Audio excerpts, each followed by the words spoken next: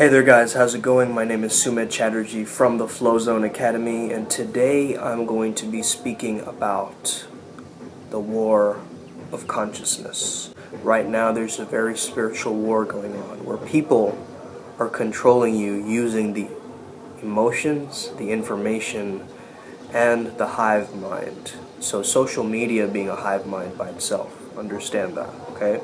Things that people are posting, you're scrolling down, and it's entering your mind, it's entering your brain. So you really got to watch out for what is the right information. Even truth can be labeled as propaganda. Even truth can be labeled as a conspiracy. You just don't know what's real. And when you start to merge this line between reality and fantasy, you start to feel very strange. It becomes almost like this three-dimensional realm and the fourth dimensional realm playing tug of war together at times, and you feel very much stress and tension pulling you away from the two. Time being this, social construct, but then time is this elastic thing as well, right? So we want to be able to truly maintain what our heart of hearts is telling us, instead of truly trusting and reaching beyond, right? We have to understand that there's other people on this battlefield, the spiritual battlefield, with us. And if we need help, we don't always have to go to the distant places of the world. We can always seek help from the people close to us and around us. We can seek solace in them, okay? And also start to understand that because this is a mental game, this is a mental hive mind that we are creating together, there are going to be some very disturbing thoughts and ideas, which is why controlling your thinking at this time is going to be more crucial than ever. So that doing the shadow work and really going into the dark night of the soul again is going to be a part of this work. The idiosyncrasies you don't like about yourself, the different thoughts, guilt, shame, and the fears that we feel, the different elements of, wounding or unresponsive parts of our communication, or looking at the manipulative or the deceptive parts of us as human beings, right?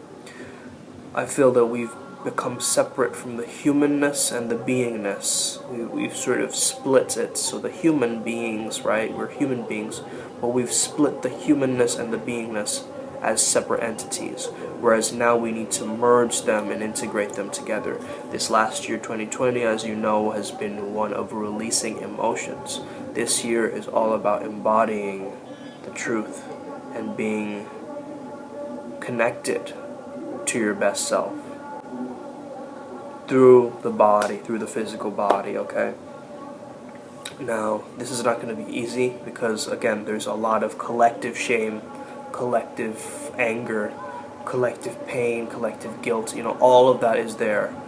However, being able to be a strong container of space, especially for the empaths, this is to you guys who are holding, more than they can hold. Actually, they're carrying 10 times their size, like a red ant, right? Like a fire ant would, and being able to channel that into actually bettering themselves and bettering the world, like that is props to you. Like that is the best work that you can be doing at this time, is being able to take the collective suffering and understand that it is an individual suffering as well that's causing the collective suffering. So the internal always reflects externally. So if you have issues with your own self-esteem and guilt and trauma and that you haven't processed or integrated yet, you're going to notice it come up in other people, and you're going to get annoyed by others as they say those things. And we often don't look at the murky parts of ourselves. We think that we've just got to ignore it, run away from it, it's the past, whatever, let's move on.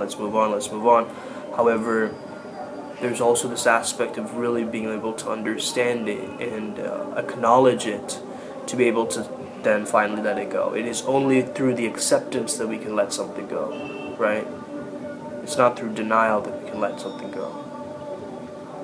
So, I've been going through a lot of different things at this moment, this current time. I've recognized that I have been selling myself short to some extent. I mean, I'm sure we all have, right? We've been selling ourselves short. We know our true value. We know what we bring, but we just, to be more, I guess, socially liked or acceptable or validated or accepted in some way, we tend to water ourselves down or make ourselves smaller or not as complex or whatever it is, right, in that sense.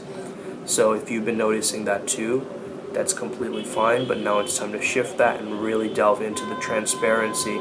That's the new level of our evolution, where we become more transparent, authentic, and we don't make sort of these bite-sized little information nuggets, though that is easy to digest and easy for people to understand.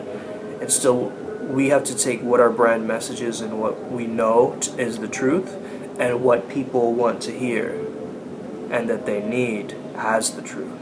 And we need to find a Venn diagram to place the center point between those two.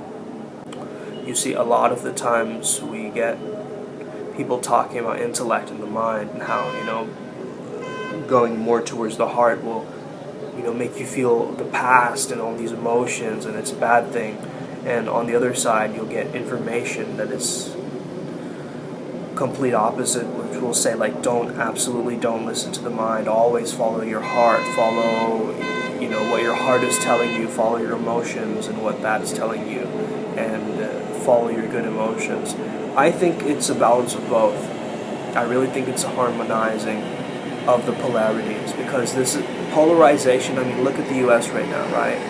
The main problem with America right now is this polarization, right? You have the really whiny woke side, and then you have the very conservative extremist side, right? However, how are we as, and I'm not saying we as I'm an American, I'm not an American, obviously I have an American accent, but how are people going to come together and truly find the middle path together and be able to really optimize their true beingness through non-violent means, in a sense, not inciting violence. Unless it is done to you, that's a different story, right? When someone comes straight to you and directs violence in your direction, there's got to be some level of self-defense and protection. However, like going out of your way to spark violence, that's a different trait, right? That's a different kind of attitude that we all have to come to terms with and start to understand what that means to do that. Because anger needs a channel, right? And sometimes that channel can be boxing, or that channel can be actually going to the army. So we got to understand, where are we actually channeling that, right? We can take a longer process to channel something. We can actually go on a whole hero's journey to process and channel one single emotional quality or trait. Alright? So you've got to really ask yourself these deep, meaningful questions right now. It's going to be the make it or break it point at this time, right? Where you're really going to be able to understand that how am I controlling my thoughts? How am I keeping my thoughts pure and clean as much as I can? As much as I can. I know it's difficult, because there is this, this need for care, this need for affection, this need for love, right? And this craving of oneness, instead of actually recognizing the truth of it all, which is that we are connected to the all. Right? The fact is, we don't need resources. Resource, the word resource reminds us that we're coming back to source. That's what resource means.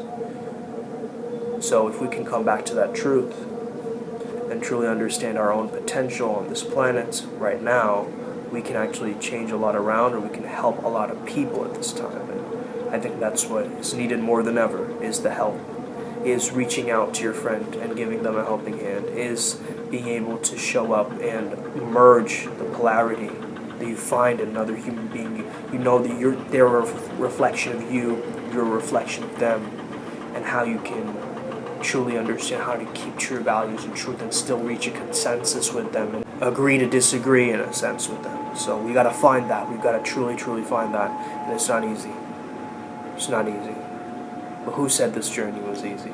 Who said that fighting in a spiritual battlefield was easy? It's not easy. And that's why I'm rewatching the whole Star Wars series to understand, because there's a lot of Easter eggs in there that are hidden. truly understand this. Alright, Flow Jedis, you got that? Okay, cool. Thank you for tuning in. Have an amazing day, us. May the flow be with you and stay legendary. I'll see you next time.